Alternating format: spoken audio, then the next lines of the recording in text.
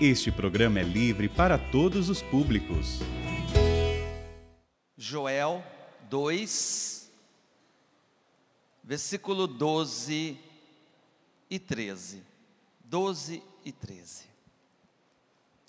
Então preste atenção, você que nos acompanha também, de casa, aonde você estiver. A palavra, nós temos que ter um amor muito grande por ela. Um desejo de ser instruído por Deus. E através da palavra. Precisa existir uma intenção, uma reta intenção em nós, quando nós vamos até a palavra. E essa intenção é o desejo de conhecer uma verdade. Marque isso no seu coração.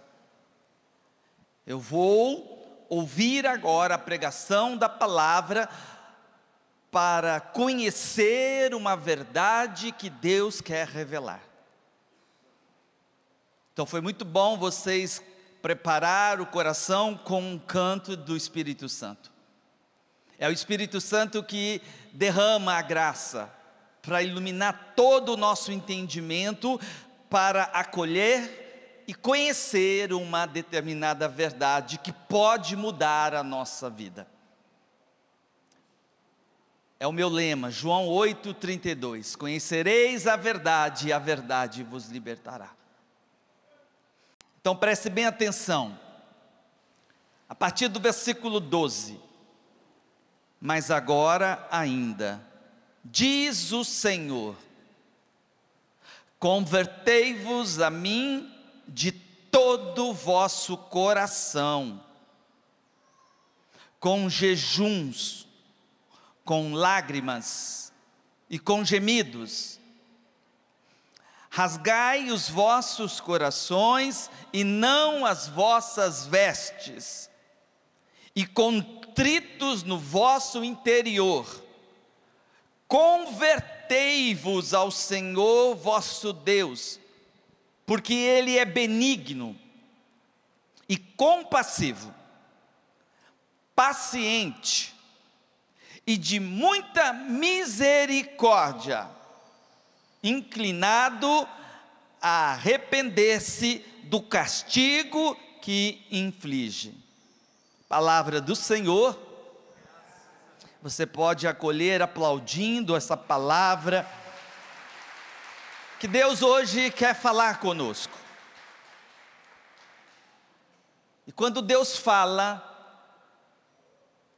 e quando Ele encontra ouvidos, e preste atenção a esses ouvidos, é a nosso entendimento.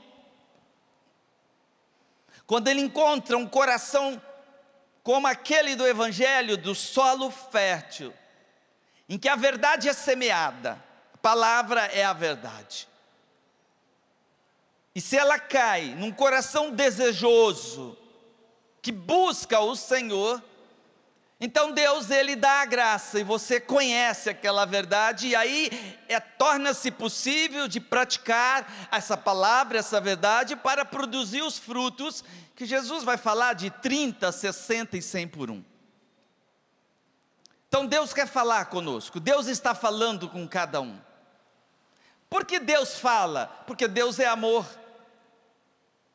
Porque Deus comunica? Porque Deus é amor. Deus é misericórdia. Entenda que, se Deus chama, se Deus está pedindo para voltar, primeiro porque Ele é misericordioso. Deus não tem necessidade de nenhum de nós, mas Ele sabe que nós precisamos dEle.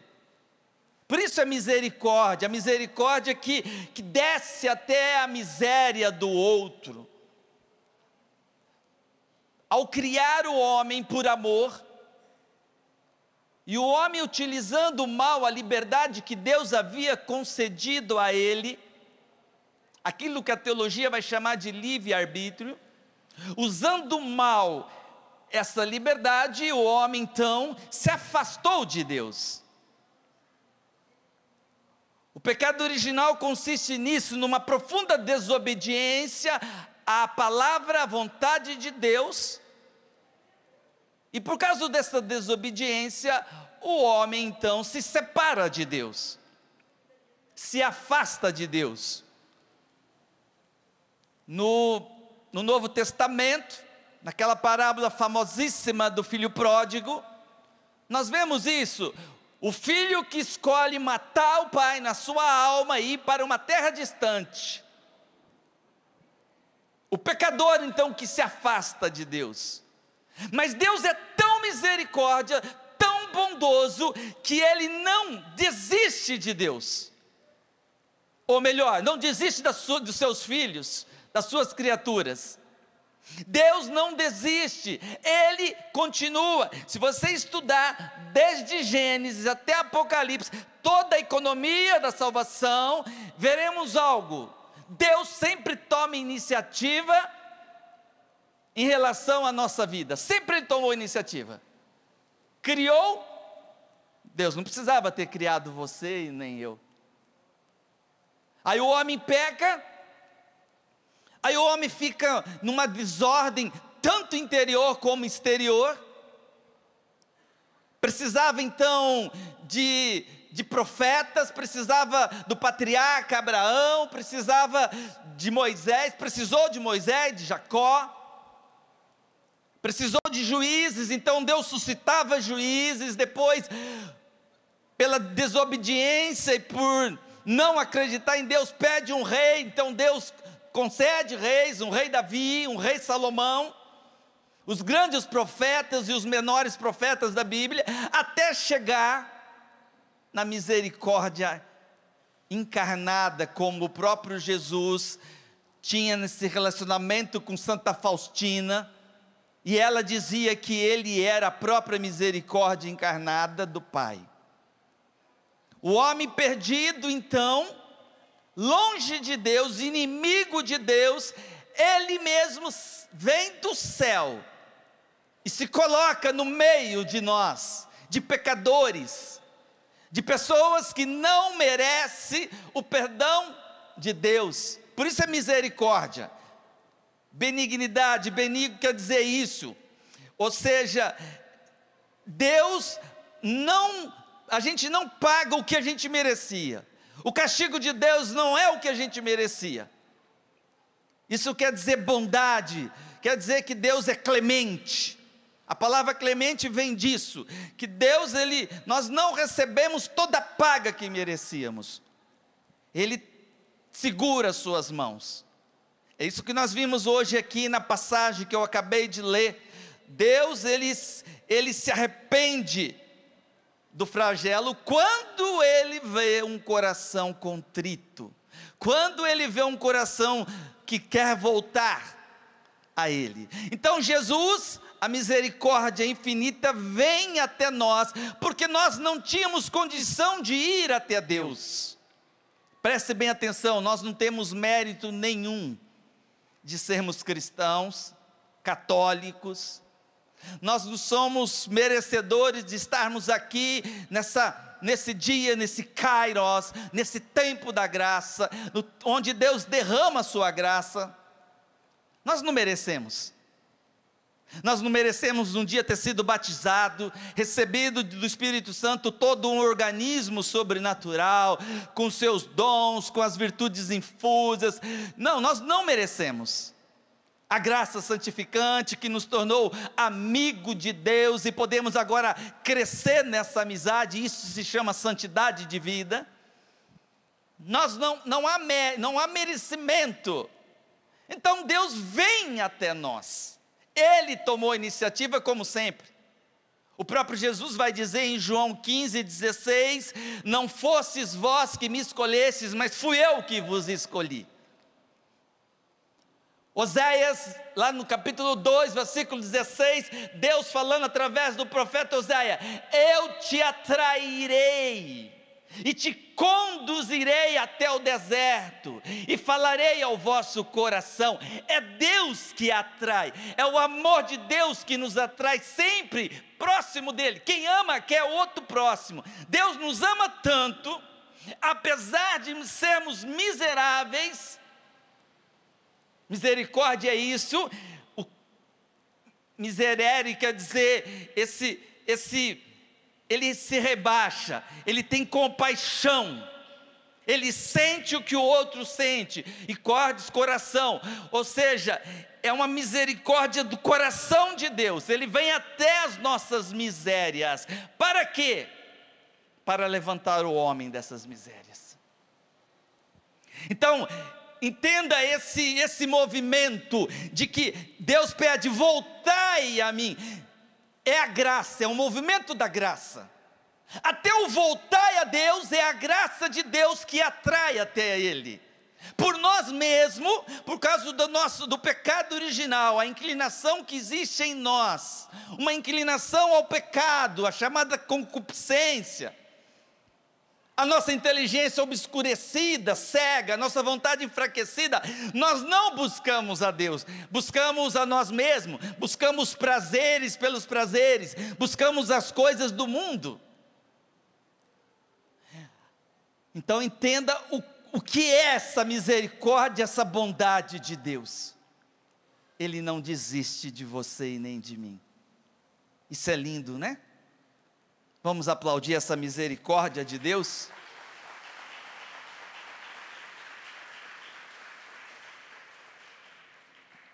É uma misericórdia infinita.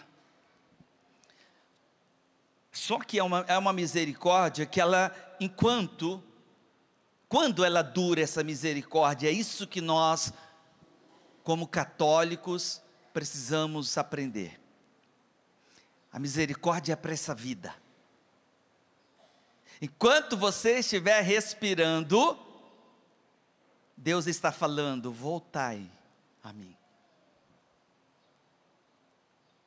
Eu não sei em que ponto você está na sua caminhada cristã. Eu não sei, você que me acompanha, eu não sei se você está hoje distante de Deus. E tem muita gente que frequenta a missa todos os domingos, reza o texto todos os domingos, não significa que ela está próxima de Deus. Tem muitas pessoas que acham que estão fazendo a vontade de Deus, mas não estão fazendo a vontade de Deus. Então eu não sei, eu não te conheço, mas a palavra de Deus, ela tem uma direção. Ela fala a um coração atento, que tem desejo de ser instruído por Deus. Deus está falando comigo, está falando com você. Que ponto você se encontra hoje? A misericórdia está te chamando a você dar um passo a mais na sua caminhada, não se contentar com o que você faz, não achar que você já é um bom católico, porque vai à missa aos domingos, porque paga o seu dízimo, e já é um bom católico. Podemos nos enganar, e nos enganar feio, meu irmão.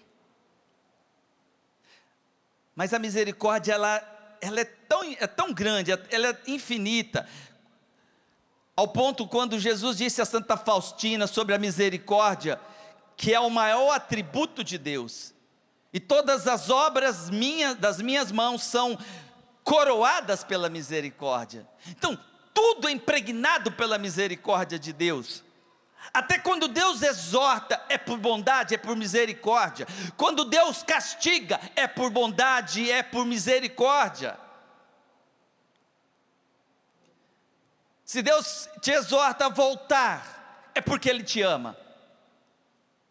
É porque Ele deseja dar a vida dEle a nós. Percebe-se que nessa passagem que eu acabei de proclamar, ela vai falar de bondade, de misericórdia, fala da contrição, da penitência e da conversão. Eu estou falando um pouco sobre a misericórdia, introduzindo, para entrarmos nessa matéria importantíssima para nós. Enquanto Deus é misericórdia, e nós somos alvo dessa misericórdia, porque Deus é perfeito, Deus ama de maneira perfeita. A nossa parte em relação à misericórdia de Deus, para que a misericórdia possa atuar em nossa vida e transformar o nosso coração, nós precisamos corresponder a essa ação da graça. Como? Primeiro, nesse espírito contrito. O que é contrição na alma? É aquela dor profunda na alma, no coração do homem. Dor por ter cometido um pecado, e aqui não é dor física, é questão de vontade. É a dor na alma porque eu ofendi a infinita misericórdia, eu ofendi Deus que me deu a vida, que me ama. Um simples pecado, entende esse simples, tá? Vamos falar de maneira mais teológica. O pecado venial, que se diz um pecado mais leve, mas também é danoso demais para a alma daqueles que querem crescer numa vida espiritual. Mas um pecado leve, que a igreja vai chamar de venial, já é uma ofensa tremenda a Deus, que é a bondade, que nos deu esta vida, criou a nós não para o pecado, mas para uma vida de santidade. Deus criou o homem para viver na sua comunhão, na comunhão com Ele. Quando Jesus diz assim, em João 10:10, eu vim para que todos tenham vida e vida em abundância, significa a vida própria do Cristo. E é isso que em semente aconteceu no nosso batismo, quando ali o Espírito Santo deposita, coloca em nossa alma os seus dons, na nossa inteligência e vontade, coloca ali a graça santificante, que é a própria vida de Deus, uma vida divina, para levantar o homem, uma vida sobrenatural, para que nós não vivamos e nos acostumemos com uma vida carnal, mas Ele eleva o homem à vida dele, uma vida sobrenatural. É essa vida em abundância que Cristo quer que você e eu cheguemos um dia. Até porque para entrarmos na vida eterna, só se for dessa maneira. A palavra é muito clara, que só os santos verão a Deus, só os puros verão a Deus. Significa que eu preciso de tempos em tempos, todos os dias, e cooperando com a ação da graça, por misericórdia de Deus, que não se cansa, que não desiste de mim. Então essa dor, esse arrependimento, esse ato da vontade, que Deus espera ver no nosso coração. A palavra de Deus vai falar que Deus, quando Ele vê um coração contrito, Ele se volta. O coração contrito, mas precisa ter um motivo sobrenatural, ou seja, eu ofendi a Deus. É essa contrição verdadeira que o salmista Davi vai falar, dessa contrição, dessa lágrima, mesmo que seja na alma, diante de Deus. Veja bem, não é remorso, é arrependimento, é um desejo de querer mudar de vida, de voltar para o Senhor, como o filho pródigo, diz a palavra lá, que ele caindo em si, ou seja, ali um exame de consciência, ele percebeu que o pai dele era bom, e que ele havia ofendido muito o seu pai, que ele havia perdido as suas riquezas, e aqui o teólogo vai falar da graça santificante. Ele havia perdido o grande tesouro da sua vida, que era a graça de Deus. Mas o amor de Deus, a misericórdia que não para de atuar na vida dos cristãos, foi trazendo aquele jovem, e ele volta ao Pai com o coração contrito e humilhado. É isso que Deus espera. Mas veja bem, até essa virtude, essa prática é uma ação da graça. O voltar a Deus com um coração contrito, com um coração humilhado, é uma ação da graça de Deus. A nossa parte é muito pouca, porque Deus sabe do que somos feitos, da nossa fraqueza. Ele sabe o que nós vivemos nessa luta diária, a nossa carne que nos puxa diariamente para baixo. Como o filho pródigo que chegou, teve desejo de comer a comida dos porcos, mas caindo em si, sentindo essa dor no coração, então ele se deixa ser conduzido por Deus, pelo seu amor, pela sua misericórdia, e se chega até o Pai. É esse coração contrito, com motivo sobrenatural, que Deus espera de nós. Não é por vergonha do pecado. Por exemplo, alguém que é pego num pecado público, então por vergonha agora, esta é o motivo. Não, ele volta para Deus. Não, é porque eu ofendi a Deus. Contrição é isso, eu ofendi a Deus que não merece, porque Ele é bom e Ele é amável. Lógico que esse ato pode ser uma contrição perfeita, ou imperfeita. Perfeita quando por amor a Deus, e imperfeita por medo do castigo. É válido para a confissão, para o sacramento da confissão. Só que a perfeita é que nós precisamos pedir a Deus todos os dias. Por amor, eu volto, eu choro os meus pecados diante de, porque não por causa do amor próprio, doentio, vaidoso, orgulhoso, não, por causa de Jesus, por causa de, quando eu contemplo Jesus na cruz, um Deus que vem até a mim, um Deus que vem para me salvar, e mesmo assim, eu continuo ofendendo, eu preciso sentir essa dor. São Cassiano, ele vai dizer que a tristeza que causa um arrependimento salutar, é próprio do homem obediente, afável, humilde e paciente. É também alegre e, em certo modo, sente-se como robustecido pela esperança do seu aproveitamento. Já a tristeza diabólica é oposta a isso. Ela é áspera, ela é impaciente, ela dura, cheia de amargura e de desgosto, e caracteriza também por uma espécie de desespero penoso. Cuidado, não é essa dor. Não é o que Judas, ao trair nosso Senhor Jesus Cristo, ele experimentou. Não houve, ele não acreditou na misericórdia de Deus. Então, quando nós não acreditamos na bondade que Deus, Ele é capaz de perdoar todos os pecados arrependidos, cai num desespero. Então o demônio leva essa pessoa a um desespero, ao ponto de Judas tirar a própria vida.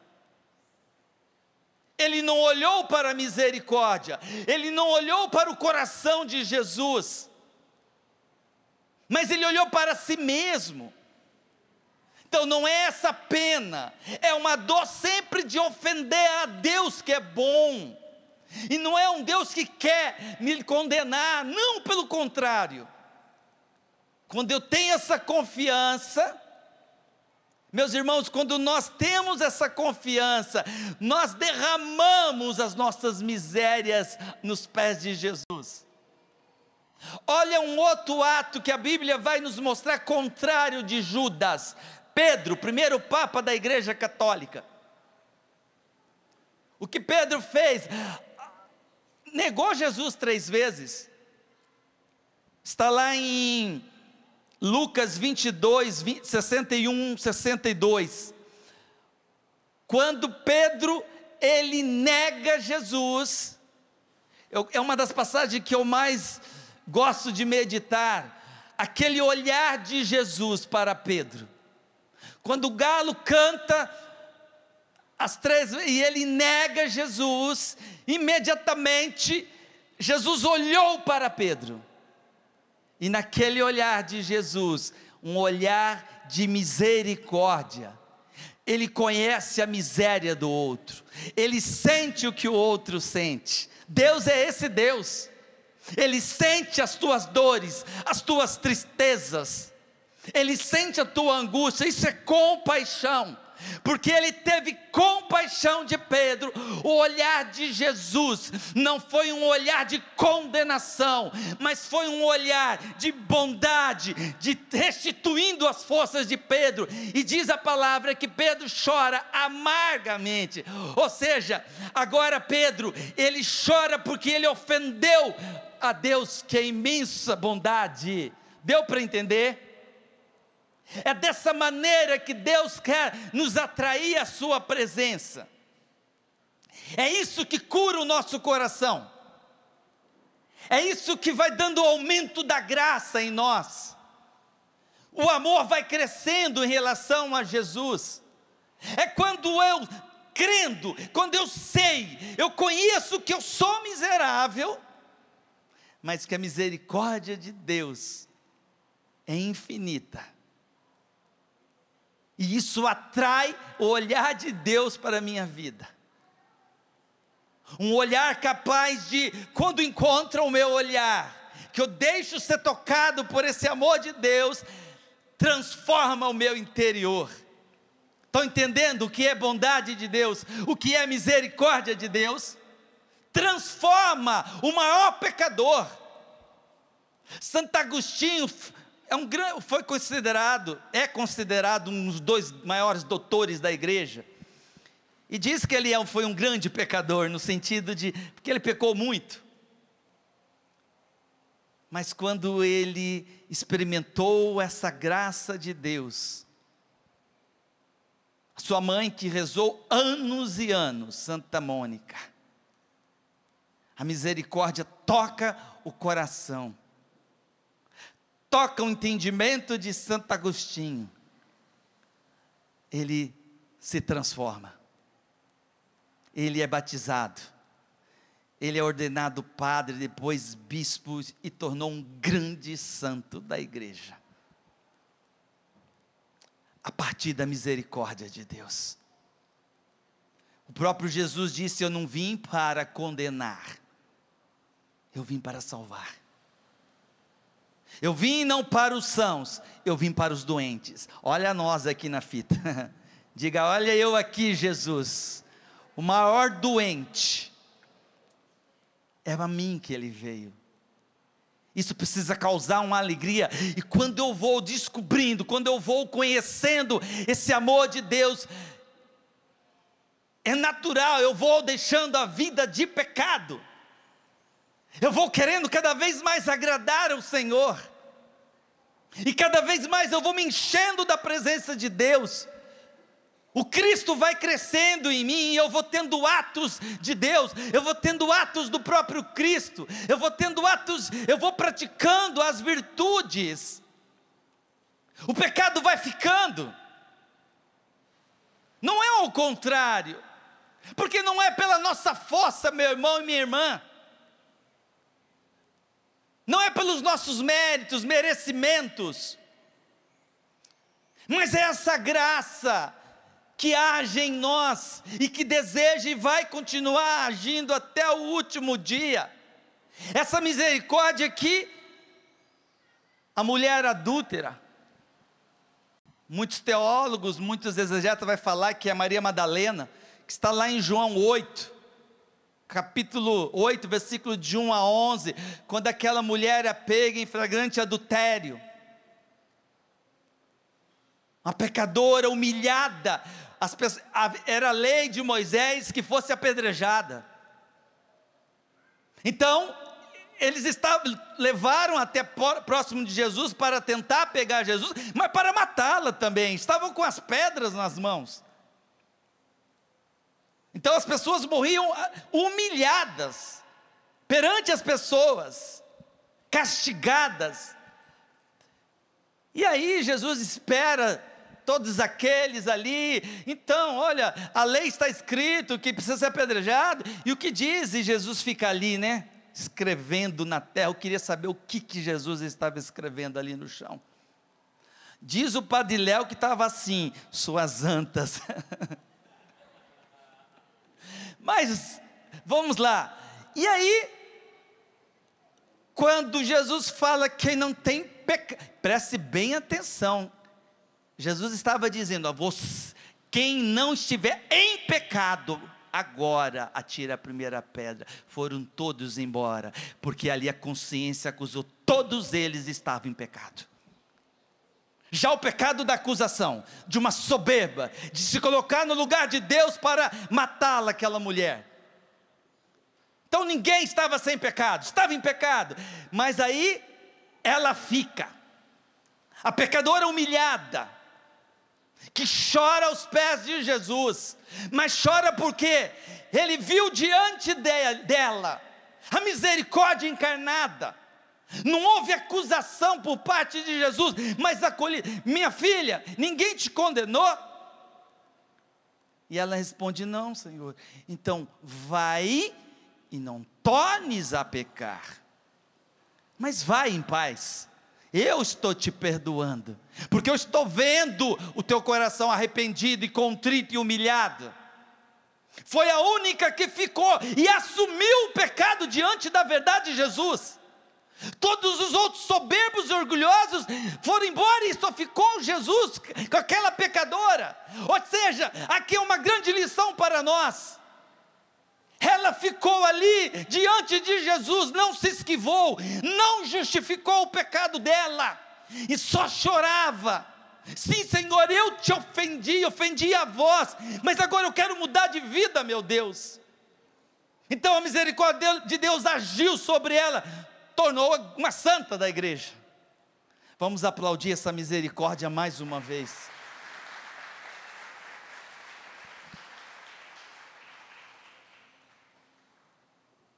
É a humildade que Jesus busca. Não precisa tomar comigo não, está em Lucas 18, 11 a 14. A outra passagem que precisamos meditar muito. Diz assim: o fariseu de pé orava no seu interior desta forma: graças te dou. Olha a oração do humildezinho: graças eu te dou, ó Deus, porque não sou como outros homens, ladrões, injustos, adúlteros, nem como este publicano. Olha, porém, conservando-se, ou melhor, desculpa, eu errei aqui, jejuo 2 vezes na semana. Olha quanta humildade, né? Uma humildade vangloriosa, se assim eu posso dizer. Eu jejuo 2 vezes na semana, pago o dízimo de tudo que possuo. O publicano, porém, conservando-se à distância, não ousava nem ainda levantar os olhos ao céu, mas batia no peito dizendo: meu Deus, tem piedade de mim, pecador. Jesus disse: digo-vos que este voltou justificado para a sua casa, o outro não, porque quem se exalta será humilhado, e quem se humilha será exaltado. É esse coração que Deus espera de nós. Reconhecer que somos pecadores. Reconhecer que não sou melhor do que ninguém. Que eu não tenho nenhum merecimento. É gratidão apenas que eu tenho que manifestar a Deus. Ter um coração grato, humilde. É esse coração que Deus aguarda de cada um de nós. Aquilo que Pedro, capítulo 5, versículo 6 vai dizer: humilhai-vos sob a poderosa mão de Deus, para que no tempo oportuno, o tempo determinado, Deus vos exalte. O tempo que Deus quer, esse tempo é o tempo onde eu, agindo com humildade, Deus me exalta. A palavra é clara: Deus resiste aos soberbos e dá a sua graça aos humildes. Provérbios 3:34 vai dizer assim. 1 Pedro 5, a mesma palavra. E também em Tiago, capítulo 4, Deus resiste aos soberbos, mas dá a sua graça aos humildes. Ele dá o seu perdão àqueles que se humilham, que se reconhece que é miséria. Um dia, Jesus falando, conversando com Santa Faustina: Faustina, eu quero que você me dê algo, mas que é teu, Faustina. Aí ela começou a pensar: mas Jesus, eu já te dei tudo, dei minha vida, estou aqui, sou consagrada, sou religiosa, estou te adorando. Aí foi falando um monte de coisa. Aí Jesus falou: Faustina, você não está entendendo, eu quero algo que é teu, isso tudo que você está falando é meu. Tudo que é bom em nós, meus irmãos, é de Deus. Por isso nós não temos motivo para vangloriar, só nos humilharmos. Aí Faustina falou: mas então, o que eu posso lhe dar, Senhor? Então, aquilo que é teu, a única coisa que pertence a você, Faustina, são as tuas misérias e os teus pecados. Isso não é meu. Deus aguarda esse coração humilde de dar os pecados a Ele. Dá o que é nosso. É a única coisa que podemos produzir por nós mesmos, diz os doutores da igreja, são as nossas misérias, os nossos pecados. Mas a misericórdia age quando você não esconde isso de Deus. Quando você age de acordo como tal, na humildade, de não achar que eu pago, eu vou na missa, não, mas como publicano: Senhor, eu não sou nem digno nem de levantar a minha cabeça ao céu, Senhor, eu sou pecador, eu te ofendi. É esse coração que Deus se agrada, e derrama a graça, e derrama a sua santidade.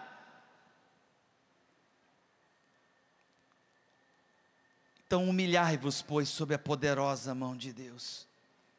Uma outra palavra que nós vemos nesse livro de Joel, capítulo 2, foi sobre a penitência. Preste atenção, hein? A penitência depois da oração é o meio mais eficaz para a purificação. Deixa eu aprofundar nessa catequese. O que significa esse voltai a mim? Não é um ato, uma atitude física, geográfica.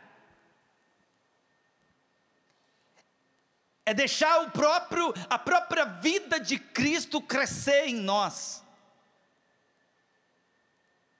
É agir como Cristo agia. Aquilo que São Paulo fala no fim da sua vida, da sua carreira, ele diz: já não sou eu quem vivo, é Cristo que vive em mim. São as virtudes do Cristo, é a humildade de Jesus, é a mansidão de Jesus, é esse voltai. Volte a mim, volte à vida, volte ao teu Criador, volte à tua essência, volte à santidade. Foi como eu te criei, para ser santo, para não viver distante de mim, nas coisas do mundo, perdida, nas coisas do mundo, do pecado, nos vícios. Porque eu não quero, o Deus fala, eu não quero perder vocês para uma morte eterna. Então, a penitência ela é necessária para a nossa vida de cristão, por causa dos nossos pecados.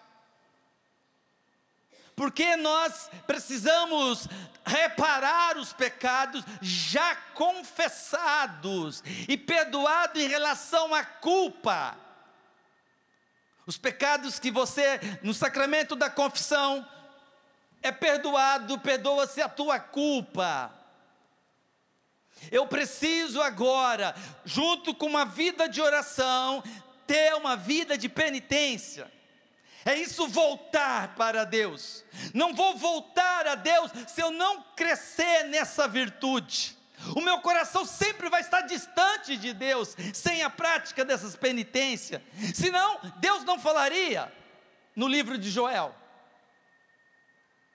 Deus não ia pedir, o próprio Jesus começa o seu ministério público dizendo: penitência, convertei-vos, arrependei-vos, que é o mesmo significado. Porque a nossa natureza ela é inclinada ao pecado, porque é uma desordem interior, nas nossas paixões desordenadas, nos sentidos desordenados, que buscam só os prazeres, da nossa inteligência obscurecida, a nossa vontade enfraquecida, a nossa imaginação louca. Nós precisamos praticar a penitência. Precisamos fazer essas obras. Preste bem atenção que os doutores vão falar. A penitência depois da oração é o meio mais eficaz de purificação das almas pelas faltas passadas e até mesmo de prevenção das futuras. Olha o que realiza em nós essa virtude. As obras de penitências tornam-se fáceis quando pensamos: eu estou escapando do inferno, eu estou escapando do purgatório, e se não fosse a misericórdia de Deus, eu estaria lá agora, no inferno, suportando uma bem merecida punição pelos meus pecados. Eu acho lindo aquela passagem de Jesus, o bom ladrão e o mau ladrão. Enquanto o mau ladrão, no sofrimento, na sua condenação, estava reclamando e murmurando, o bom ladrão, pela ação de uma graça atual, que eliminou a sua inteligência, nós somos culpados, disse para o outro ladrão: nós somos culpados, nós merecemos a condenação. É isso que nós temos que falar para o Senhor: nós somos culpados, nós não somos inocentes não, meu irmão. O único inocente é Jesus Cristo. Nós não somos vítimas não, somos culpados, ofendemos ao Senhor e já merecíamos estar no inferno. Mas a misericórdia é tão infinita que ainda deixa você estar vivo, você ainda tem uma oportunidade de mudar de vida. Eu tenho essa oportunidade de crescer no amor a Deus. Olha só, uma das obras que você precisa crescer, mas só vai crescer na aceitação desta obra, mediante uma vida de oração. Aceitar no princípio como resignação, depois de coração e por fim com júbilo, todas as cruzes que a divina providência houver bem enviar-nos. Pare de reclamar, meu irmão. Reclama porque sofre, mas nós precisamos desse sofrimento. É a ação de Deus, é um modo de eu praticar a penitência, e que o meu coração vai se configurando mais e cada dia mais o Cristo crucificado. Você não reclama mais. O Concílio de Trento nos ensina que é uma grande prova de amor de Deus por nós, dignar-se, aceitar como satisfação de nossos pecados a paciência com que suportamos os males temporais que nos inflige. Deus então Ele aceita, olha como Deus é bom, como Deus é misericórdia. Ele permitiu A providência, ela age ou enviando ou permitindo, ambas é vontade de Deus. Então, a providência permitiu uma doença na minha vida. Se eu viver pacientemente, sem murmurar, sem reclamar, é uma obra poderosíssima de penitência. Eu estou reparando, eu estou sendo purificado, eu estou crescendo na santidade de vida. Estou me assemelhando cada vez mais ao Cristo que sofreu desde a sua concepção até o último dia, lá no Calvário. Jesus, diz os místicos da igreja, não teve um dia sem dor. Um dia ele não viveu sem dor nessa terra. E ele não precisava, mas ele deixou o exemplo para nós, que temos que seguir esse Cristo crucificado. Isso é misericórdia. Quando tiver, ainda o Concílio de Trento, quando tivermos que suportar provações físicas ou morais, como por exemplo o mau tempo. Gente, se tem uma coisa que é minha fraqueza, é pessoas, irmãos, ficar reclamando que está calor, que está frio. O bando de murmuradores, de reclamadores, de não aceitar a vontade de Deus. Sofre o calor de silêncio, oferece pela sua reparação, para que você não vá para o fogo do inferno, oferece pelas almas do purgatório, oferece para a conversão de tantos que estão perdidos, e aproveita, sofra bem. Diga para a pessoa do lado, aprenda a sofrer, meu irmão. O mau tempo, enfermidades, reveses de fortuna, fracassos, humilhações. Nem precisava perguntar aqui, né? Quem gosta de ser humilhado aqui? Mas tem que ser humilhado, com resignação, em silêncio, como um presente de Deus. Deus não vai estar no pecado da pessoa que te humilha, mas Ele vai estar na tua humilhação. Então engole seco se for preciso. Mas engole, louve a Deus, vamos crescendo até num louvor um dia, como os santos, bendizer o Senhor por cada sofrimento, porque é prova do amor de Deus por mim. Ô católico, eu não sei de que teologia que você aprendeu, de que o sofrimento é maldição. Abaixo com essa mentira satânica. Cuidado com uma teologia da prosperidade. A vida do cristão se faz por meio de sofrimento. A palavra é clara em Atos dos Apóstolos. É preciso passar por muitas tribulações para chegar até o céu. Não tem outro caminho, meu irmão. Se você não quer sofrer, constrói uma bolha para você e fica lá dentro então, comendo Maria mole. Não tem. É o caminho de salvação e de santificação. Mas aí Deus permite uma pessoa te ofender, você já fica bicudo, já perde o dia, e fica falando mal, e aí fica magoado com a pessoa, e perde a graça de Deus na sua vida.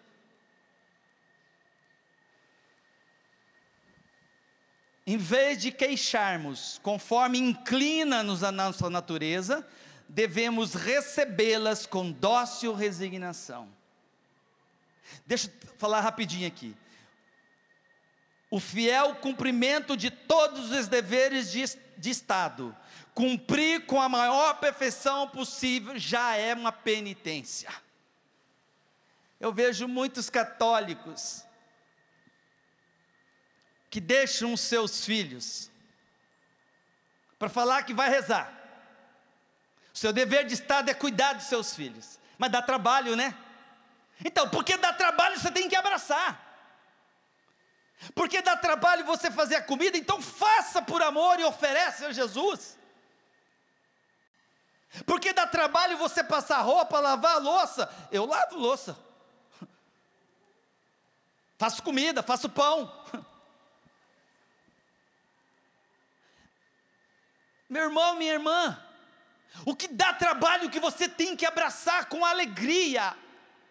Você tem que ser fiel nos seus deveres de Estado. Você tem que viver bem o seu casamento. Você tem que viver o seu ser patriota. Isto é santidade, viu? Doutores da igreja que nos ensinam isso. Então depois você escolhe certo. Mas aqui não é Já está na hora de encerrar.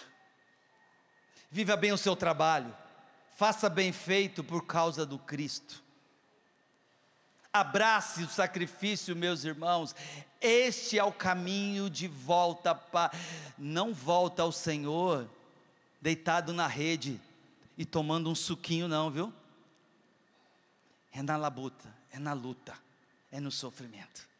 Louvado seja o nosso Senhor Jesus Cristo.